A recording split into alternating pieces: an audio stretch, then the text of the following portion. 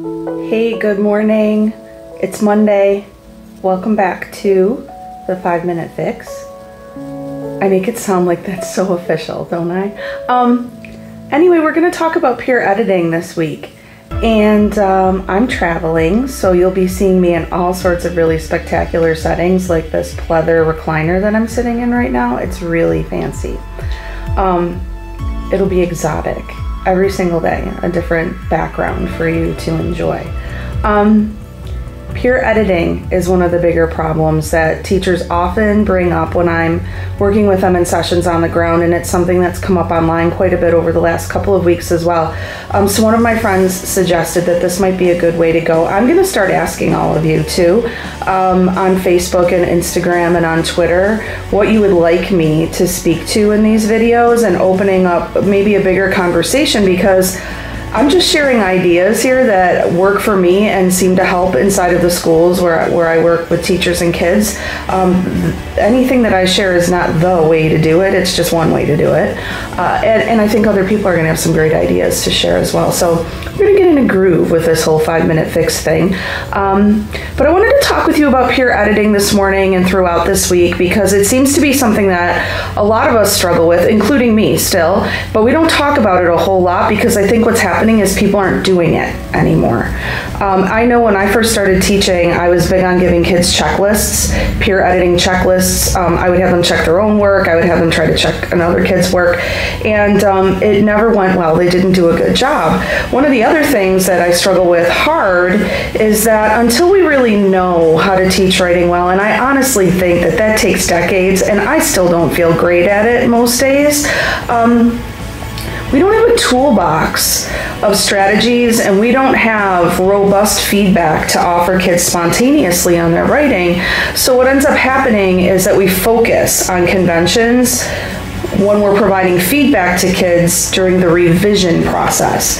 And so the first thing that I think maybe might be helpful is to make sure that we're distinguishing revision, which is all about ideas and organization and word choice and sentence fluency and voice and the content of the piece, and the meaning behind what kids are creating. That's what revision's all about, distinguishing that from editing, which is conventions.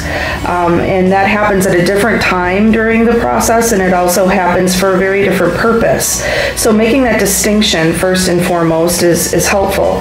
The second thing that I found very helpful was to remember that it's important for kids to have early wins in workshop, especially if they're new to that environment. It's not just important to make sure that we aren't shaming them about their writing, because writing is an incredibly vulnerable experience. It is one of the few areas in the field of education where people are asked to expose themselves on the page and not simply solve a problem or share facts or interpret facts. Writing is a place where we're sharing more of who we are sometimes than in other spaces, and it makes it a very vulnerable experience. So we talk a lot about preventing shame, but what's really important is that we're also building up quick wins and early wins, and one of the best ways to do that is to take a peek at a kid's writing sample and find out which convention skills they're actually good at.